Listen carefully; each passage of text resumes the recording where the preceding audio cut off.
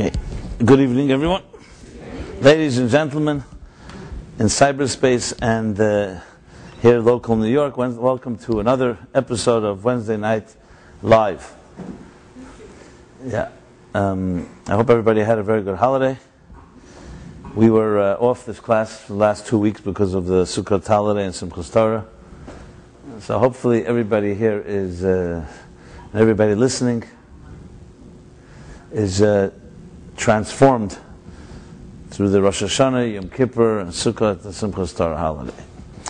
And the way the mystics put it is that as we enter a new year, a new energy has entered into the cosmos and into our lives, which gives us all the powers to be able to begin anew, which of course is maybe one of the most powerful messages a person can hear in life, because we often are such creatures of habit and routine, and our pasts haunt us.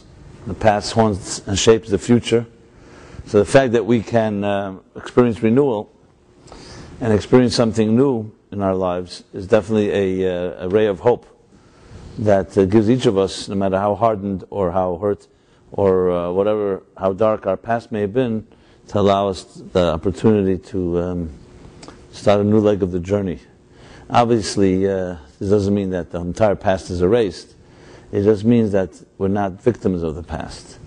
And just like every day the sun rises anew, and every moment we breathe fresh air, so psychologically and spiritually and emotionally we also have the ability to bring in fresh air and new energy into our lives. And that's essentially the essence of the holidays, and their power is to bring that type of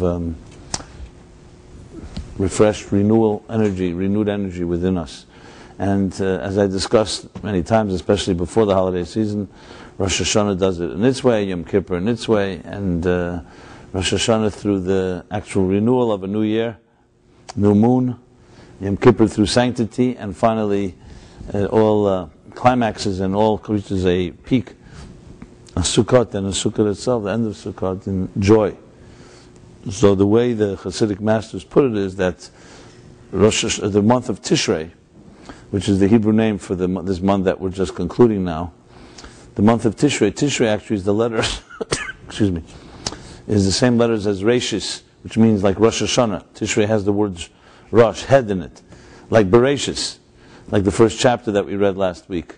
So in Hebrew, you can say something is the beginning of a year, you can also say it's the head of a year. A head is much more than a beginning, because the head of the body is not just the top, not just the first point of where the body begins from the top down, but the head is also the central nervous system that controls the faculties of the entire body. So Rosh Hashanah specifically, and in general the month of Tishrei, which is called the head of the year, the entire month is considered to be like the central nervous system. So every day in this month is considered to be, has the power for an entire year. So every day is not just a single day, but like the head, things that are determined, the things that we take upon ourselves during this period, especially as we come from the holidays, has an ability to affect the entire year. And as such, obviously, as we conclude the last days of this month, which is literally the next few days, we still have that ability to do so, armed with all the powers that the holidays give us. And like I said, like a head, it has the ability to affect everything. And that's why, as I said, the Hasidic masters say that we gain renewal from Rosh Hashanah, extends throughout the entire year, and sanctity and holiness from Yom Kippur through the entire year, and joy, the source of joy, is rooted in the reservoir of joy of Sukkot and Simchas Torah. So even though the holidays may be over, but their power still is with us, and it's up to us to make a container. And the more effort we make, because there are no magic tricks or magic pills in Judaism, the more effort we make, we create so-called the containers that allow this energy to manifest. And that's up to us.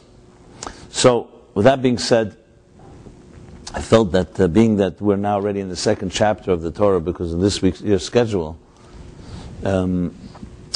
Simchas Torah was Thursday, Friday, and went right into the Shabbos, last Shabbos, was Shabbos Bereshis, the first chapter, the opening of the Torah. So this week we're already in the next chapter, the second chapter, which in a way is like the antithesis of the first. If Bereshis is the story of Genesis, thank you. L'chaim, everybody. It's not spiked, I believe, right? Yeah.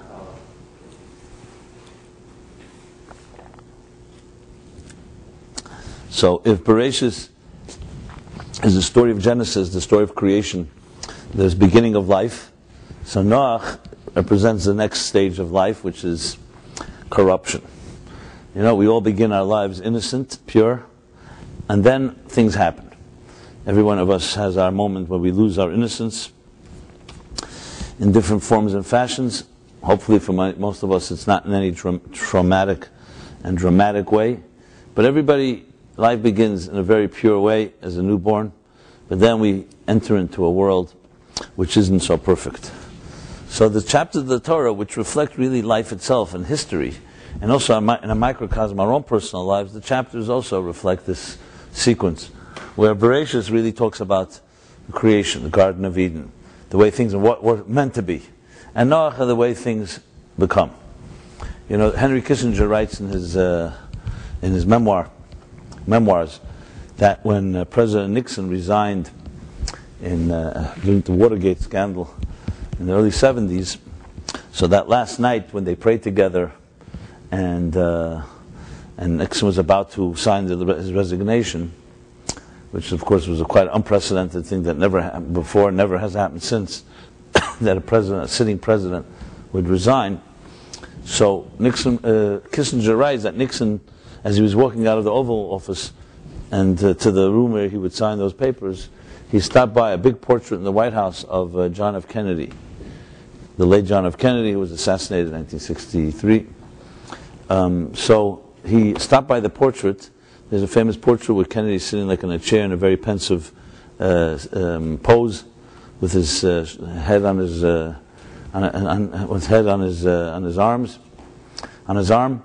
and this is what Kissinger says. Kissinger writes that they heard Nixon speak to the painting, muttering or whispering.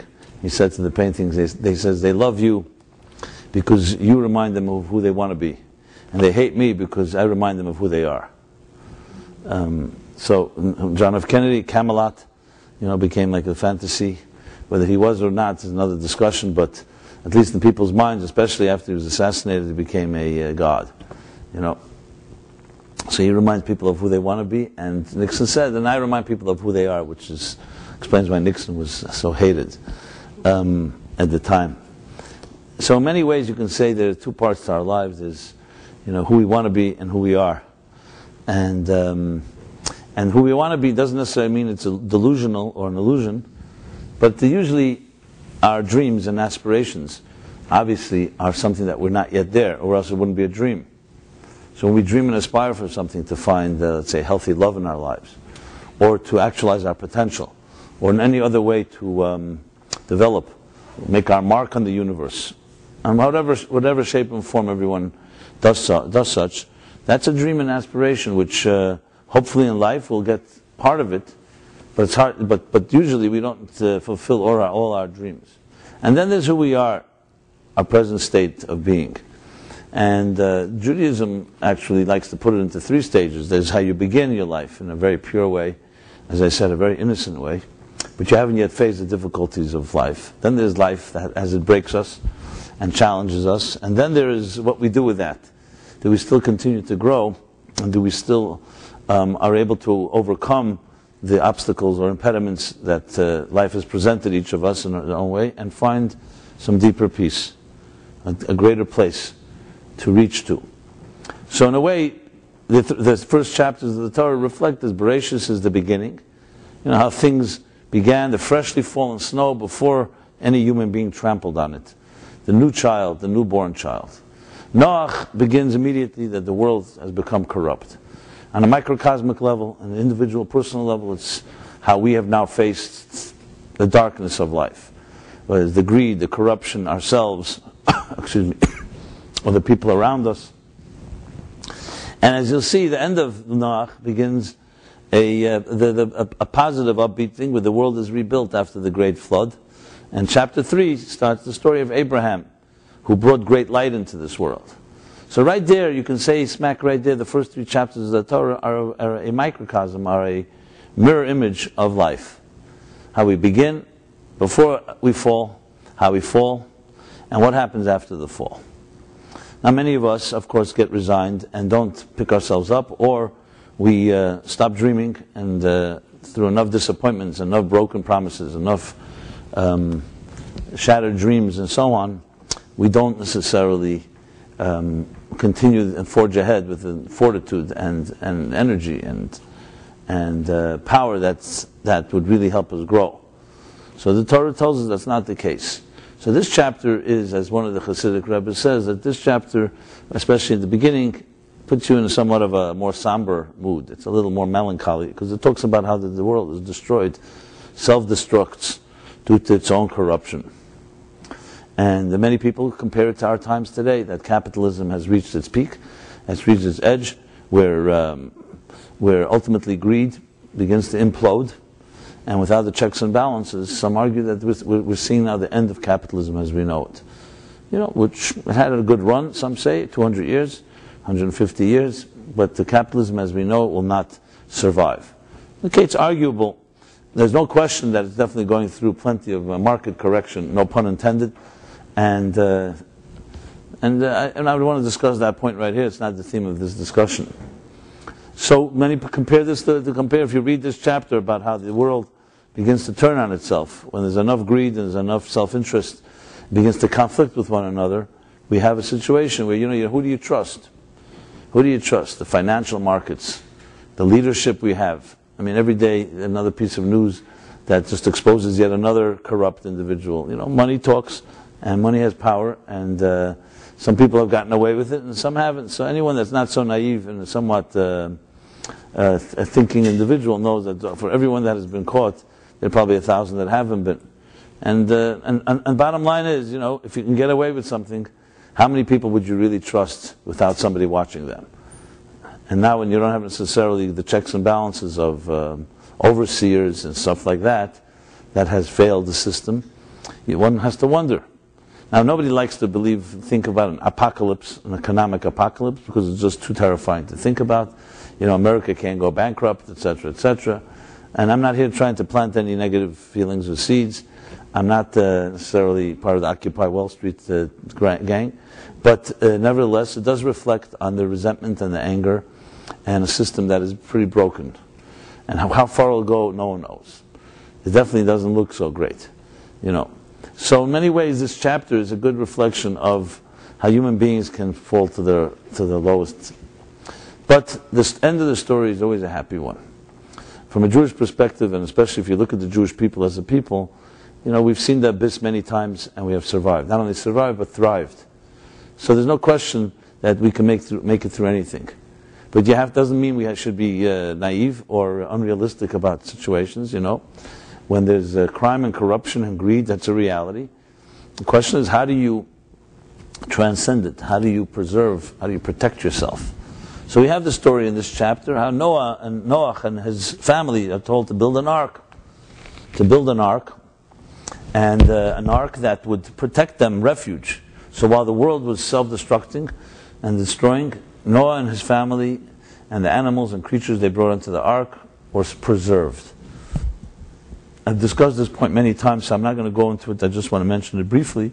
What it means on a personal level, the raging floodwaters represent all the corrupt forces of life, all the things that overwhelm us. They can be psychological waves and floods. It can be emotional ones, and it could also be, as it says, and sometimes it's just simply the overwhelming nature of having to make ends meet. Economic anxiety is actually used as an expression by some of the mystics to explain what means raging floodwaters. It's compared to economic anxiety over not being able to make ends meet, which can feel like a flood. Feeling like when you're like flooded with debt is even the expression. Overwhelmed, which again is a very strong reflection of many situations today, unfortunately. But at the same time, we also live in a very interesting paradoxical world, because we don't live in primitive times. We have unbelievable technologies and tools and blessings and resources available to us. which in a way makes things even more complicated. Because it's one thing, if we were living in the Wild West, or we were living in maybe we are, but in our illusion, if we were living in a time where there was no progress, not in medicine, not in science, not in technology, not in basically in every area, communications, then, okay, so commensurate to that, proportionate to that would be that the world is also quite unevolved on its, on a personal level, on a moral level. But we live on one end of the spectrum, the world is extremely advanced. Human beings have shown unbelievable prowess and aptitude in how they've developed science and technology, and it continues to grow. I mean, you just have to look at the life expectancy. Just 40 years ago, 50, even 10 years ago, life expectancy was almost 10 years less than it is now. You know, if you go back half a century, it almost doubled from the beginning of the 20th century. You know, all you have to look is, I mean, no one should know of any death. Just open up any obituary column. The average, the age is there, 90, 100, 80, you know, I mean, these are all common numbers. So we see how medicine and how science has advanced. So when you have that contrast, and at the same time, on a personal level, we have unbelievable level of, the misery index is pretty high. Relationships are failing. You know, marriage, 50% ends in divorce. That's legal divorce. How many are divorced except by, in every possible, emotionally except on paper? And children are suffering. The contrast, it can be very jolting. Because on one hand there's such progress, on the other hand there's such, you can say, you know, we haven't changed at all. And we may be even worse, you know, with the indulgences of our times. So this whole chapter takes on a whole, if you make a very relevant message, maybe now more than ever, even though it's not a flood in this technical, physical sense of water. Russia, even though we're having floods too, and I hear a snowstorm is about to come to New York this weekend. Yeah. I know a snowstorm, but a snow. Listen, the weather reports are notoriously impossible to predict. So I'm just sharing what I heard. I mean, you know, we had an earthquake here, right? And we had a hurricane. The only thing missing is a volcano, I think, in the context. Tsunami, I don't think can happen in this part of the world, but who knows? The point is that even the weather has been pretty interesting. If, you know, last year has not been very volatile. Even the weather, and definitely the year itself. You know, this year 2011 is turning out to be maybe one of the most dramatic years in history in the last 50 years, since World War II, with you know, what's going on in the Muslim Arab world, and what's going on in the economy, and I mean, and it doesn't seem to be stopping with the death of Gaddafi, and all the details, and the rest of what is probably going to come. So we live in a time that is the extremes are very blatant, very glaring. The success and progress on one end, and seemingly on an emotional, personal level, things are pretty bad, you know. And they don't, and as much as many iPads as you may have, it doesn't resolve the emotional issues and the challenges that we personally have to deal with. So the solution in this chapter is that we must build an ark. You want to protect yourself from the floodwaters of life, you have to build some oasis. There's no way around that. That's a rule. What's the oasis? A teva. In Hebrew, the word ark, in this chapter, the word is used teva. Now, in truth, in Hebrew, there are different words for the word of a boat or a ship. There's aniyah, there's sfina, and there's teva. Teva is an ark. So the Baal Shem Tov says the word teva has another meaning. The word teva in Hebrew also means letters. Words, actually, words. Os is a letter and teva is a word. So that means essentially that when we are surrounded by by raging floodwaters around us, whatever they may be, as I said, psychological, emotional, economic, whatever they are, the way to protect yourself is not to run away or escape. It's not, obviously, you're not going to manage through swimming it through it. So you build an ark which learns how to float above it, because it creates some insulation, and you actually use the floodwaters it helps you rise if you have that protection. So what does the Baal Shem Tov say? Surround yourself, he says, with the refuge, the ark of refuge of words, of holy words of prayer and holy words of Torah. which is a form of a psychological and spiritual form of an ark that gives you stability even when everything around you may be unstable and uncertain. When you commit and you build yourself this sacred space, that creates stability, and nothing can compromise that if you build that ark. You don't build the ark, God forbid, then you are exposed to the elements. And that's the basic solution, that you have to have an ark of holy words. And that can be classes, it can be through reading, through praying, in private, in public, however through groups. Something that gives you an ability to transcend the circumstances around you. And if you think about it, it's both simple and quite brilliant, because what it tells us is that when you study these words and you connect to them, they give you another perspective on life, and therefore the things that could have shaken you up yesterday become less frightening. It's really about understanding and creating a spiritual perspective to life, which has different resources and tools that usually a material world does not have. You see, materialism by definition is volatile, is ever-changing. You know, the food you ate yesterday did not last for today. The money you spent, everything that's materialistic, everything of the world of matter erodes, ages, and dies. So even while it's there, how secure can you really be? It's something that you know is constantly changing and temporal, and will ultimately erode and ultimately die. So even though it may look very powerful right now, but if you think about it, it's only as powerful as long as it lasts. Whereas spirituality by definition does not age or erode. So you can say the body ages, the soul does not. As a matter of fact, the expression is the soul actually gets younger, because it gets more powerful, because it's not exposed to and not shaped by the elements. So with years, as the years roll on, you become more powerful because you become wiser and more a broader perspective, more mature. Those are faculties that make a person much more powerful. But we do live in a world that worships matter. It worships youth, and it worships looks, and it worships things that seem powerful for the moment. You know, the sugar-coated power. Even though our minds may tell us it won't last, but if it looks strong and it's instant gratification, that seduces us. So building an ark of words is really connecting to something that is beyond the here and now, and therefore can withstand its pressures and can withstand its challenges.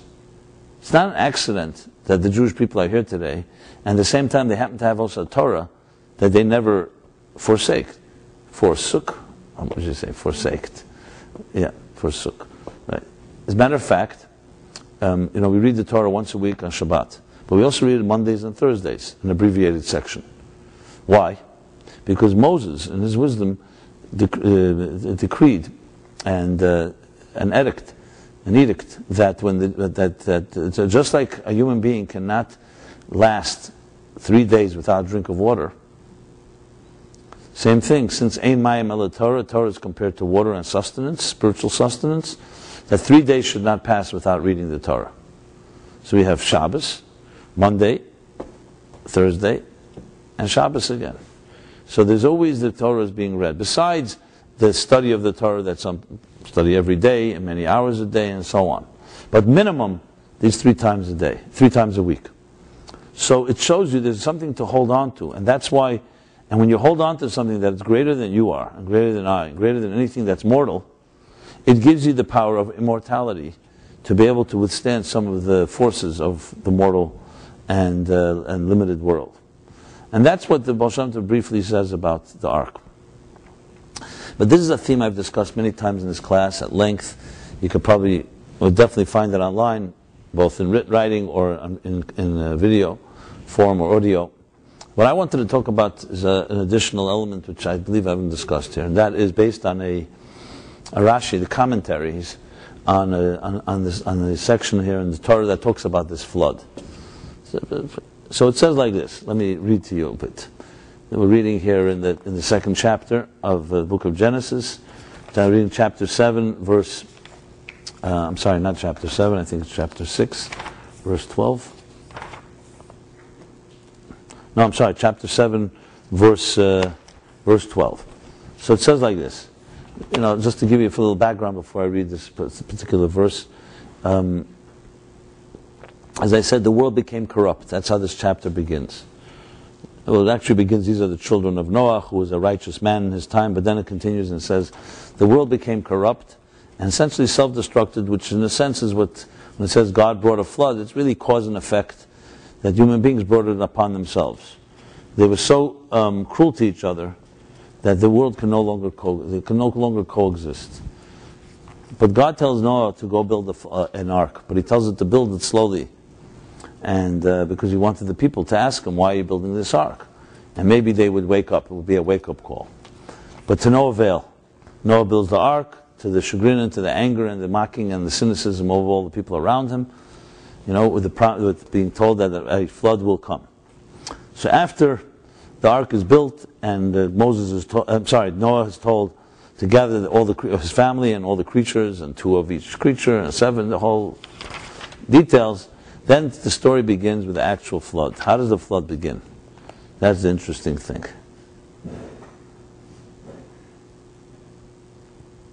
So the verse before says, in the 600th year of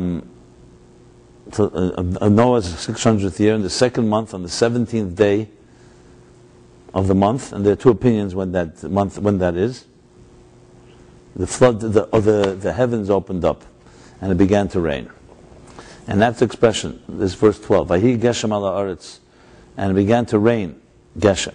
So Rashi, who cites this from commentaries, Medrash and so on, asks a question. A few verses later, literally 5 verses later, the verse says, and there was a flood for 40 days and 40 nights. And here it says there was a rain for 40 days and 40 nights. Why the distinction here? It says Geshem in Hebrew is rain, and Mabul is flood. Should have said flood. The flood began. Clearly it implies that there was something before the flood. There was a rain before the flood. And Rashi says like this, that when it began to fall, the rain, it began to fall with compassion.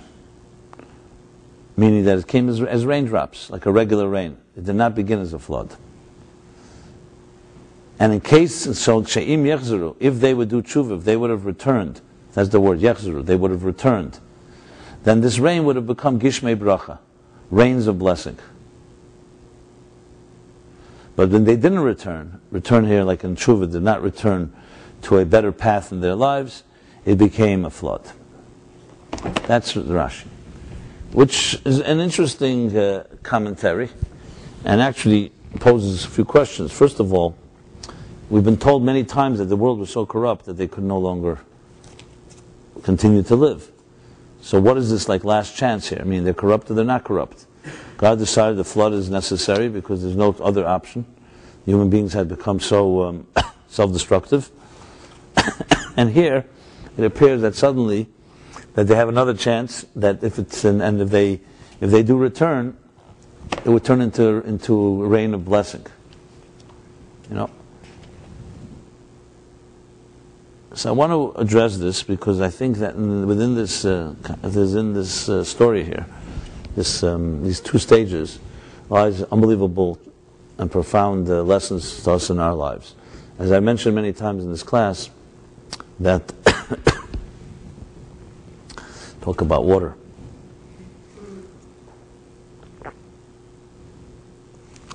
I mentioned many times in this class that the Torah is not a history book, and it's not just a book of inspiration. It's actually a spiritual blueprint. So though these events happen at some point in history, but the real message and lesson for us, because there are many parts of the Torah that omit entire chapters, entire details, so that which is told to us is because in essence, especially as the mystics explain it, it's really the spiritual story of our lives. It's a map. It's like a DNA, mapping of the DNA of our psyches and our souls. Am I the only one that's hot in here? Is anybody hot in here? No? Only me? I don't know, maybe just open the door or something.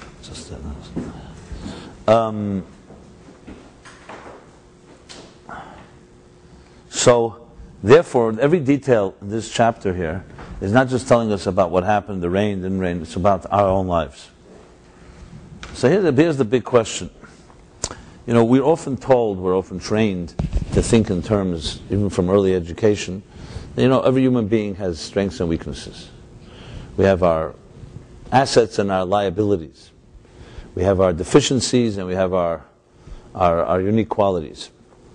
And on a very basic level, it's like we try in our lives to minimize the deficiencies, meaning to avoid them or to compensate for them, and focus on our strengths and try to have them dominate in our lives. And everybody has this. Some of us are more cerebral. Some people are more emotional. That's not bad or right. It's not a right or wrong thing. It all depends on how we use it and how we allow it to affect us. Problems begin when a deficiency or some weakness, either you don't see it as a weakness or you allow it to control your life. But there's one area that's harder for us to look at. In general, we all have blind spots. When people come speak to me about different matters, especially when they're more serious issues, I often ask the individual whether they have any blind spots. So I'll never forget one person telling me, yes, I have blind spots, but I know what they are. Which, of course, did not make me feel very good. It made my heart drop because that's the worst type. If someone knows they have a blind spot, then you can and they don't know what it is, so you can help them find it, discover it. But if someone thinks they know what it is, that really becomes troublesome because then there's nowhere to go. So, one of the biggest blind spots we have is in the area that is much more complicated than just looking at your strengths and your weaknesses. Strengths and weaknesses relatively, if you're an objective person, an honest person, and you go for honest, objective advice, you can usually identify what your strengths are, your weaknesses are. Confusion and problems begin in life, what we call the snowball effect, where something that has strengths become your liability. That's not just your deficiency or your weakness, it's your own strength that becomes your own worst enemy. And that's where it gets much more complicated. Just to use an example, the Torah talks about bias, the power of bias. And the word it uses in the book of Deuteronomy, in Dvarim, it says, "Hasheichid ya'aver inei chachamim." Sheichid is bribery, bias. It blinds the eyes of the wise. That's what the Torah says. And it distorts the tongue of the righteous. So the question is asked, if the person can be bought, if it blinds the eyes of the person and distorts his tongue or her tongue, why does the Torah call them chachamim, wise? Or tzaddikim, righteous?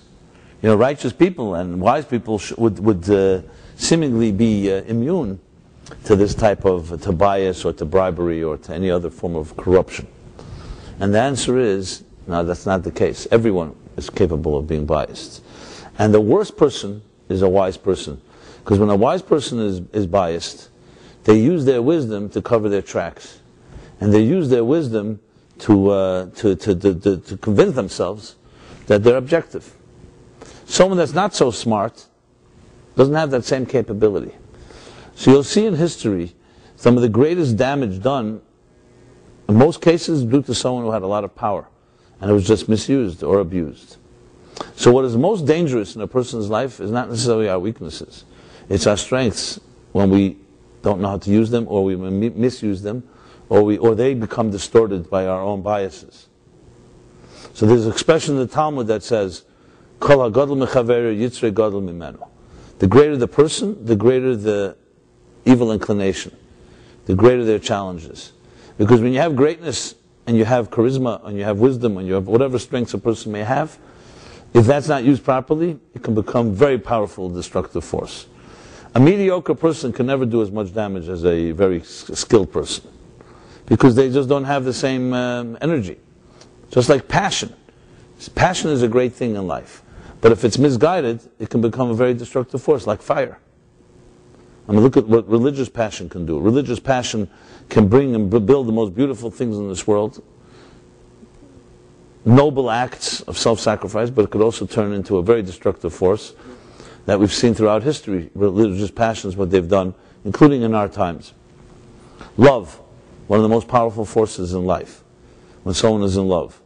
So we know what it can do. People will do anything for love. But look how much destruction is also caused when a person in love and is lacking discipline. Sexuality. Every powerful force in life is like a fire. And fire is necessary for life. We don't have fire, we don't have warmth and light. But if the sun gets too close to earth, it burns it up. So strengths that we have are not that simple to just say we have a strength and that's it, and let's just worry about our weaknesses. The biggest challenge a person may have in life is figuring out what their strengths are and make sure their strengths are not being used against themselves. I don't want to compare it, but just one of the worst diseases that doctors will diagnose is when the body turns on itself.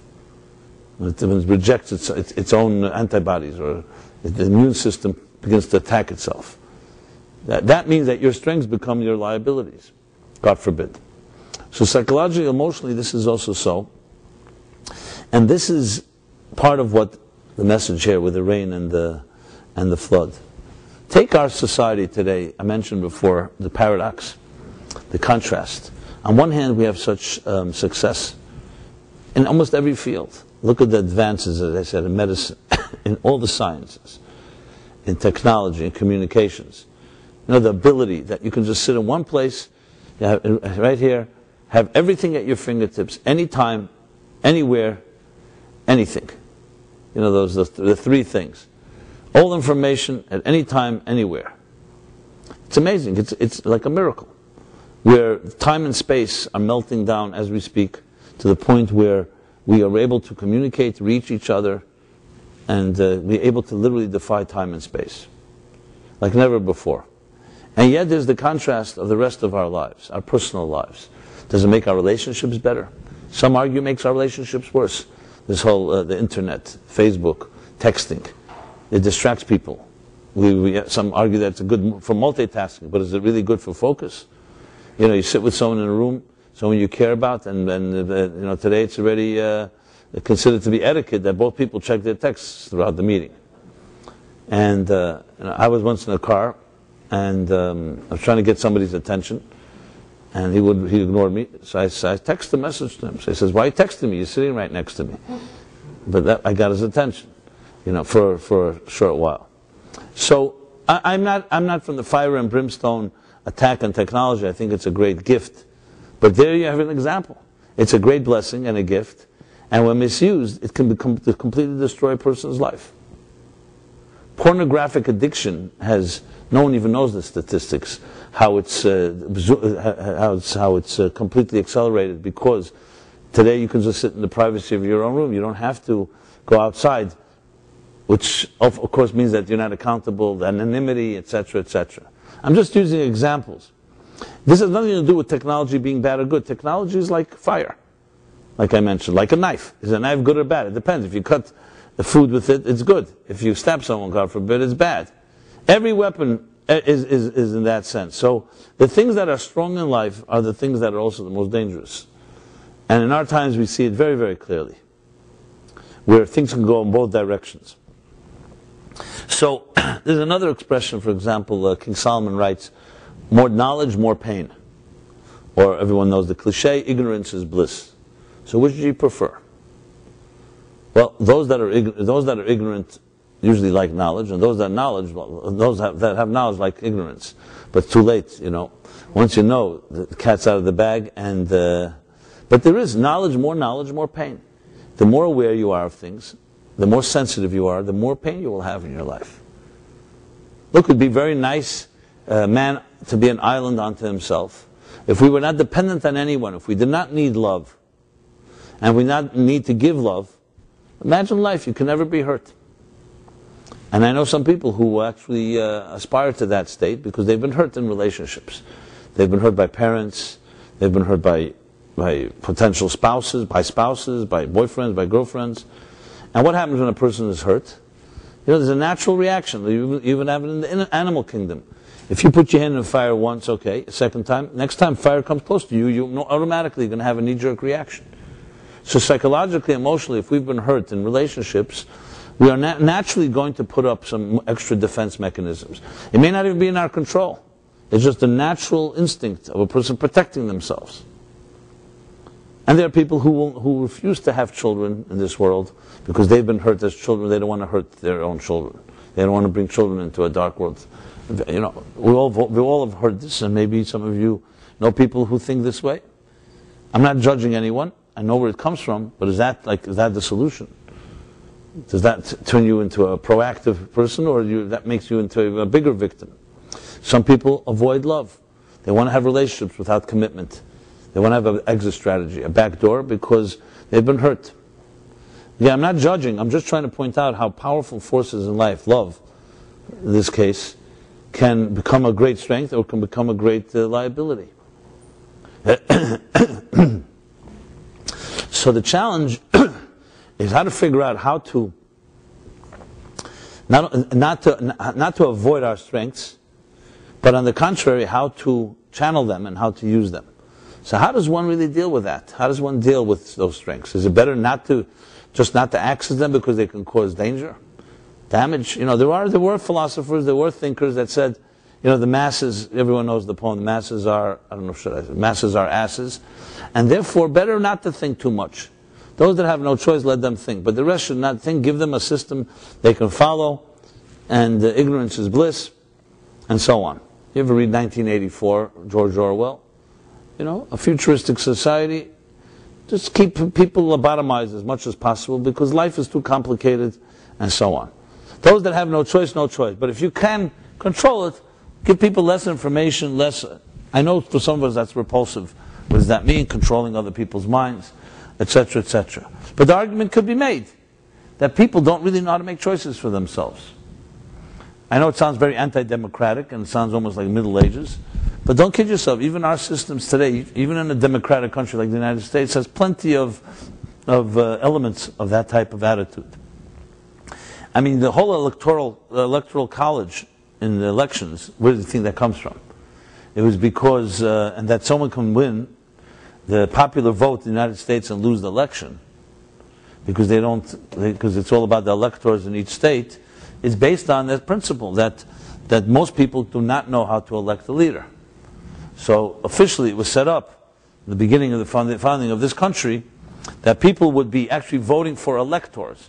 You're voting for representatives who they will vote for the president. Now, today they just automatically vote, but each state, therefore, is represented not by single numbers. The United States, if New York has 39 million people, they have 39 electors, like we have 39 representatives. So basically, you can win the majority of the New York vote, but you still only get 39 electors. It's somewhat still a throwback to what once was the lack of trust in individuals being able to vote and elect for someone. I know most of us don't really relate to that, but the fact is it still remains a very powerful theory, and some even wonder whether the Middle East can ever really be a democratic society.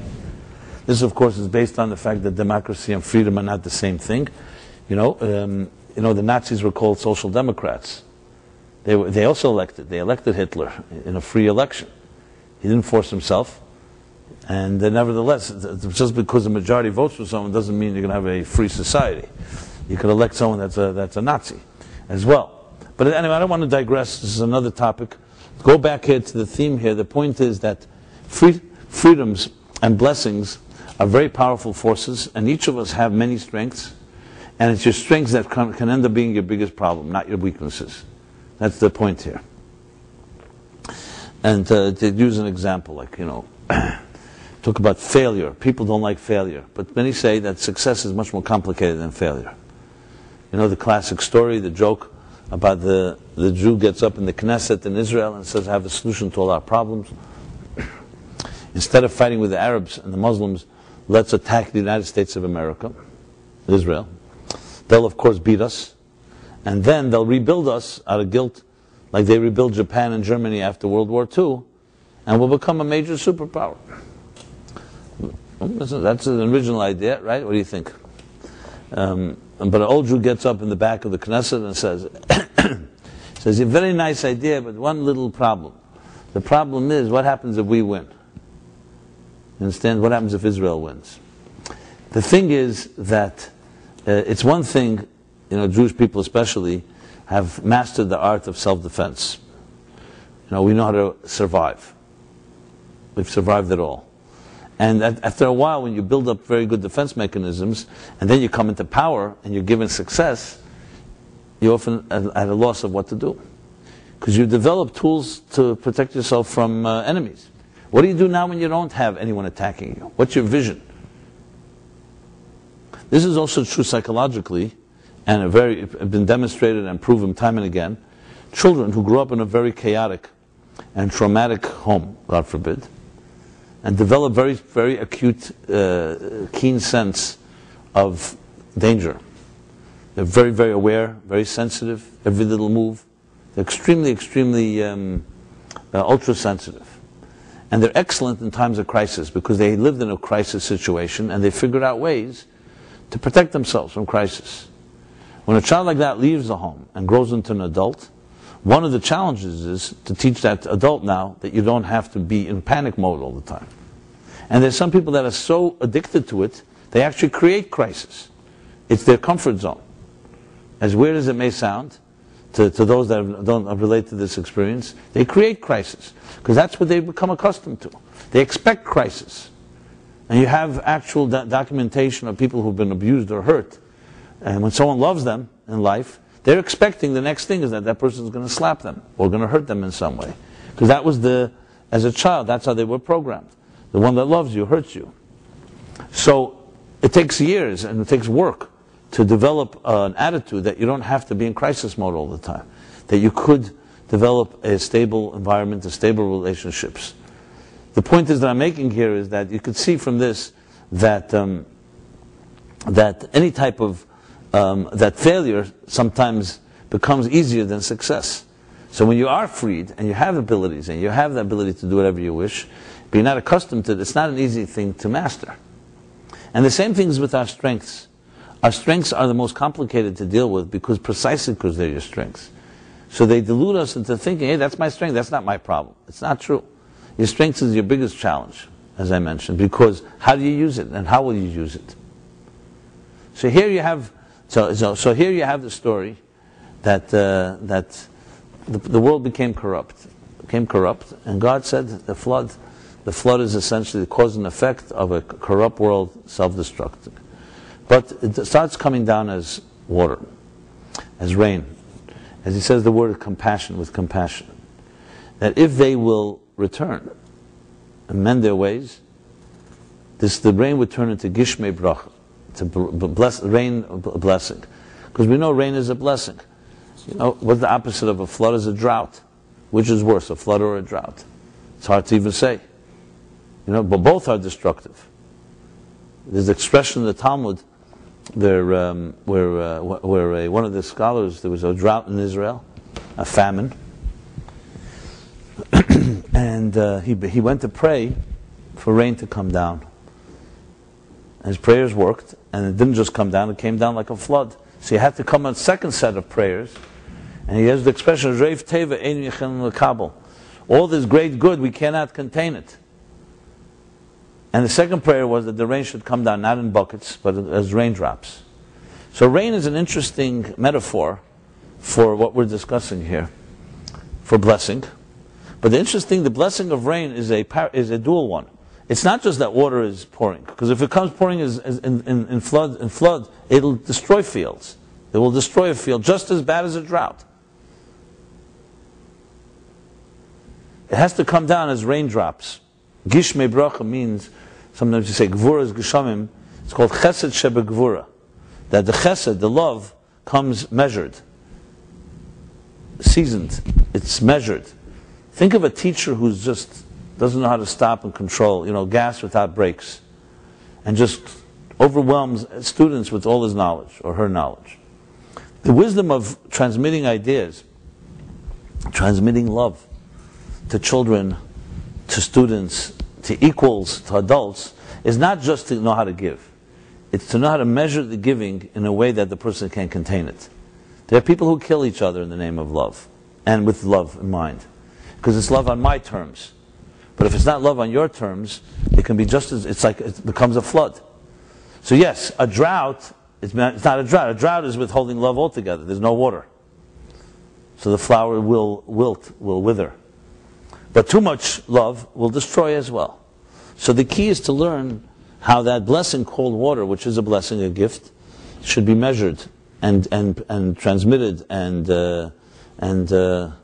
manifest in a contained way, which is complicated. Because if you're in the mode of giving, I want to give. Why don't I just continue giving? It's very hard to put on the brakes when you're in the middle of pressing the gas. If you're in the mode of thrust forward, you don't want to step back. But that is the dance of life. That everything healthy in life has to be such that even when it flows, it has to flow in a way that can be contained. Or else it becomes just as destructive as if you withheld it altogether. And there you see a perfect example with water. Water is a blessing. Like fire I mentioned. But if it's uncontrolled, it becomes a flood.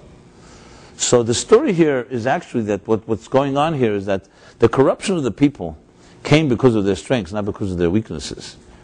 They were very powerful individuals that lived. And then they became selfish. And when you become selfish and you're a powerful person, you become very destructive. So there was no question that they had strengths. The question is now, what are they going to do with it? And that's the story that the Torah tells us. That even to the last moment, your strengths are always there. But you have to know how to measure it. You have to know how to contain it. And therefore the flood, per se, is water. It's a cleansing agent. It's a powerful agent, a thing that makes things grow. It's only destructive when it comes like a flood and it's unceasing and overwhelming. It's not per se destructive if it comes as it comes. So you have here the story where you have your strengths, your blessing can become a curse. The blessing of rain becomes a curse if it just doesn't know how to stop. If it doesn't know how to come down in raindrops. And the same thing is in our own lives.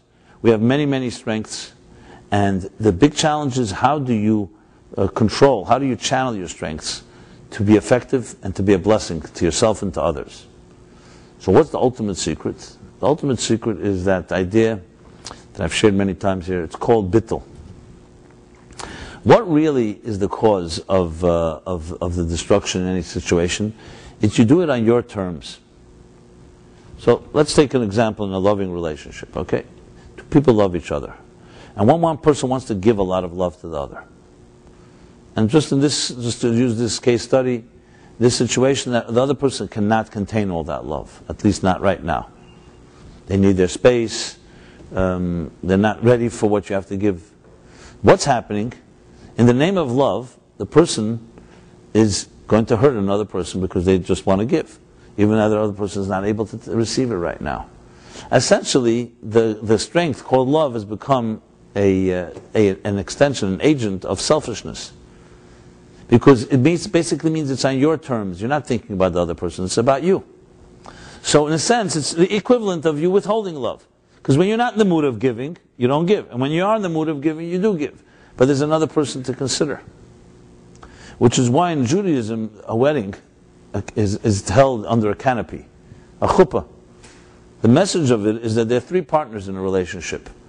There's man, woman, and God. There are three partners. And it's not just that God for religious reasons. It's understanding that both men and women, both spouses, both partners, understand there's something that's transcendent, that hovers above them, the chuppah.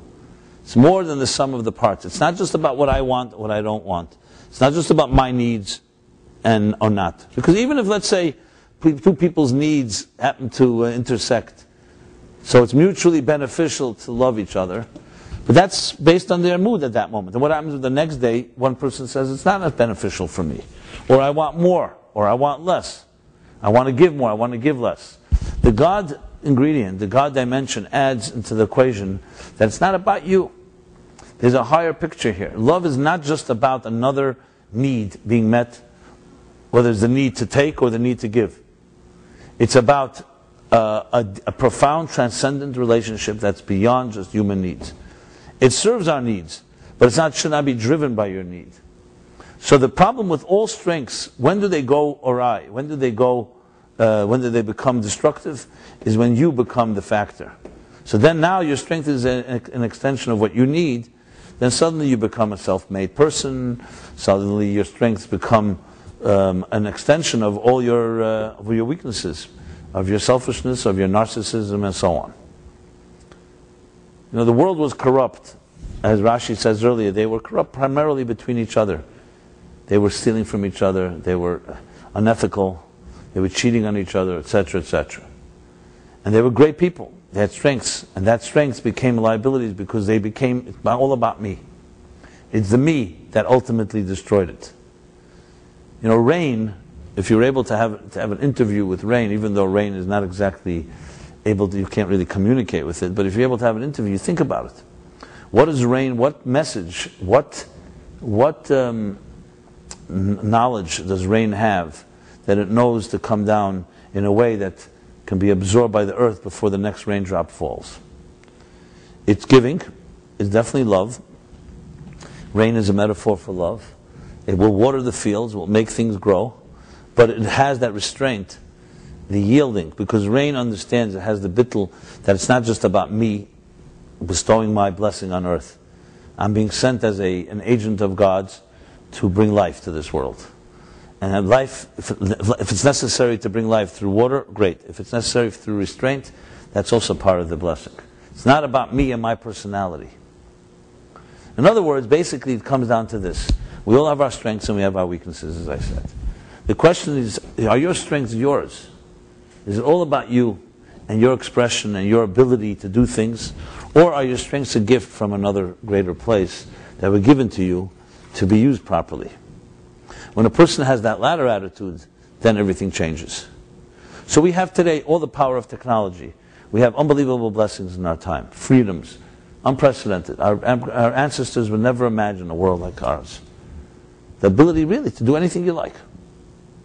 Now, of course, we have our challenges and there's economic stuff, but compared to what once was where you were literally living under oppression, where there was one monarch who controlled the destiny of an entire country, and if you happen to have a bad day, it can affect anyone at any given moment. We don't have any of that.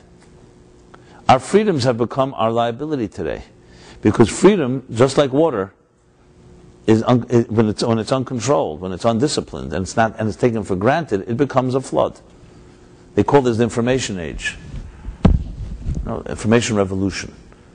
Yes, it's a revolution. It's more like a flood. Today you need people telling you which information not to look at, because there's so much flowing. Once upon a time, trade secrets, corporate secrets, were held so. Today, everything's out there, but it's so buried among such mountains of information, like a flood. In a way, Google, you can say, has learned to help people navigate through this flood, or maybe create more of a flood. Who knows? Whatever you want to say, however you want to define it. But the point is, information per se, as I said before, now more knowledge, more pain, technology, blessings, freedoms, are great gifts, but they don't mean that necessarily your life will be better because of it. It all comes down to whether it's yours, or do you see it as a gift from above to be used to make this world a better place. That's why they say junk in, junk out, in technology. Garbage in, garbage out. It has nothing to do with technology. All it is a neutral tool. It's a sophisticated number cruncher. It makes information travel faster. When it comes down to it, it's really just a matter of quantity. It's not really quality. It doesn't change the information. If you don't have a message of warmth and love, technology is not going to create it for you. If you do have one, technology will get it to more people, faster, instantaneous. So what we have is really a neutral situation. That can either be a rain or it can be a flood. And the truth is, all our strengths work with the same formula. And the ingredient that is going to be the deciding factor, whether your strengths will be used for what they should be used and in a healthy way and help your life, or will they become your enemy, is whether you have that element of knowing that it's not yours. That you know that it's like, in a sense, like an agent, as I said, to serve something greater than yourself. There's really no other option. And when you have that element, then your strengths become unbelievable unbelievable strength, because they then become used in the proper fashion. You know when to give and when not to give. And that's what the secret of rain is about.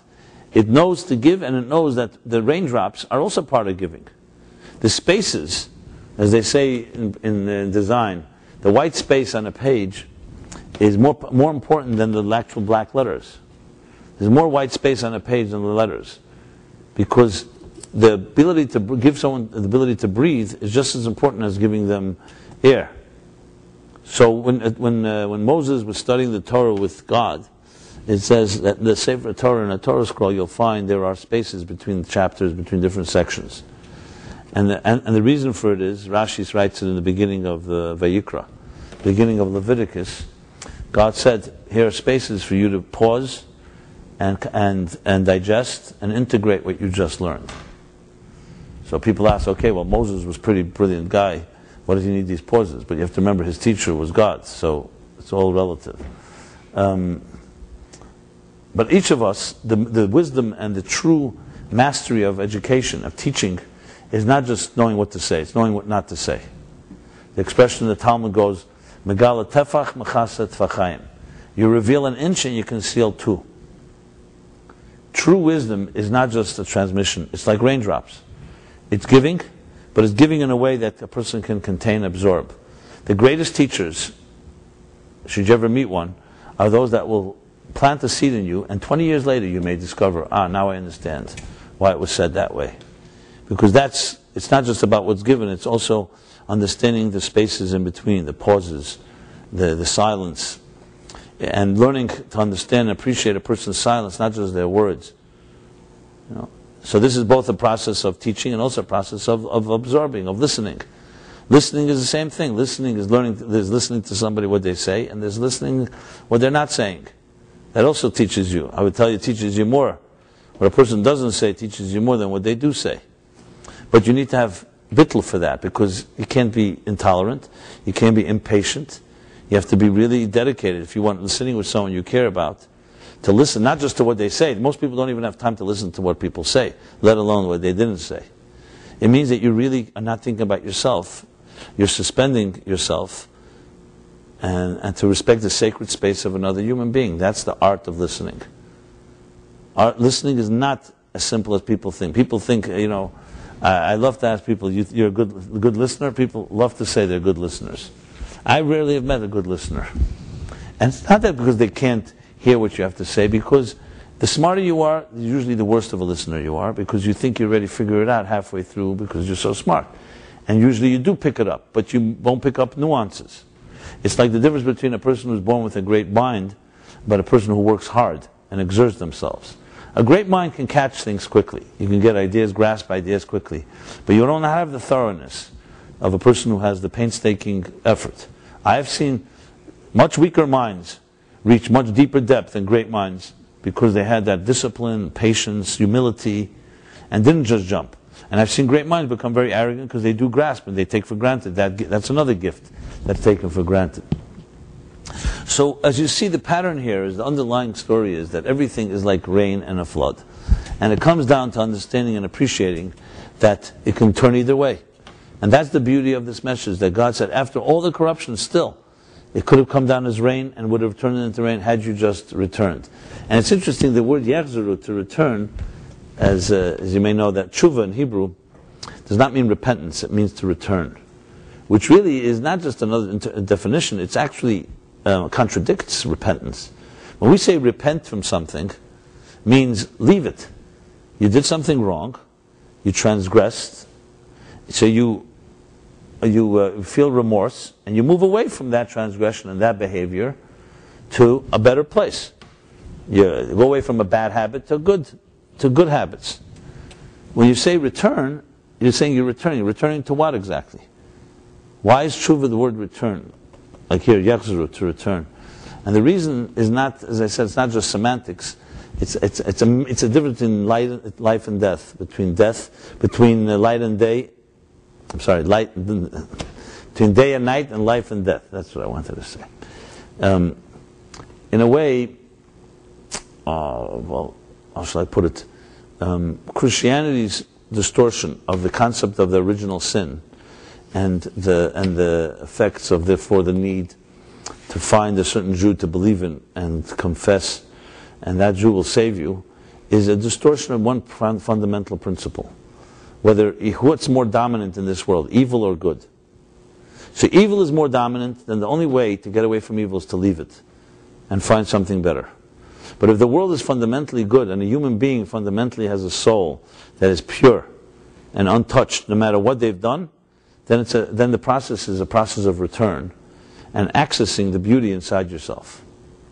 So the word, whether you say someone repents or someone returns, is not just a small matter. It's a major difference, a philosophical and psychological difference of how we look at each other. The Torah looks at every person, even the greatest criminal, as basically the good is concealed within the evil. And there is the ability to reconnect to it. That doesn't mean we're naive and that you just let criminals out of prison. You have to protect yourself and you have to deal with it. But you fundamentally believe that a person can return, and they're returning to the essence of who they really are. So it's essentially based on the principle that everything ultimately is really good. Because there's a God in here somewhere. And God has not forsaken this earth, and the devil is not more powerful than God. Even though evil and selfishness can sometimes seem to be more powerful, and often has vanquished and has destroyed good, but good ultimately will prevail. That's fundamental Jewish theology. And based on that principle, it's about returning. See, even a corrupt person who's used his strengths or her strengths for the worst has the ability to return, to re-access that strength by eliminating, obviously, the excesses and the selfishness, how it was used, and channel it again to blessings, blessed rain instead of a flood. Or, if a person does not, as Rashi says, then it turned into a flood. Into a flood that self-destroys you and everything around you. That's the story of a human being's strengths. So strengths are complicated because they are strong, and they give the illusion of strength, and they are actually strong. And because of that, they are much more deceptive. You know, as I said earlier, when you know you have a weakness, so this is a weakness, you avoid it, you want to compensate, you try to some way minimize it. But when it's your strength, your guard is not down, your guard is not up, because it's a strength, and you think your strength, you can do anything with it. And it's not true. You look at all strengths that lack humility, they end up becoming the most destructive. The strongest people, the people with the greatest love, the people with the greatest intentions, are the ones that created the most destruction in this world, because it became them. So yes, it begins like rain, and it can end up being like a flood, and that's up to us. That's our choice. So here we live in this world of freedoms, and with all the gifts that we were blessed with. What is our challenge? Our challenge is not to take it for granted. Our challenge is to realize it's not just our God-given gift, that that we just have a sense of entitlement, that everything is for the taking. That's what this society can create in a human being. I could access anything without effort. Once upon a time, if you wanted to eat dinner, you had to work 7-8 hours in a field to be able to get the food to sustain yourself. Today, you don't need it.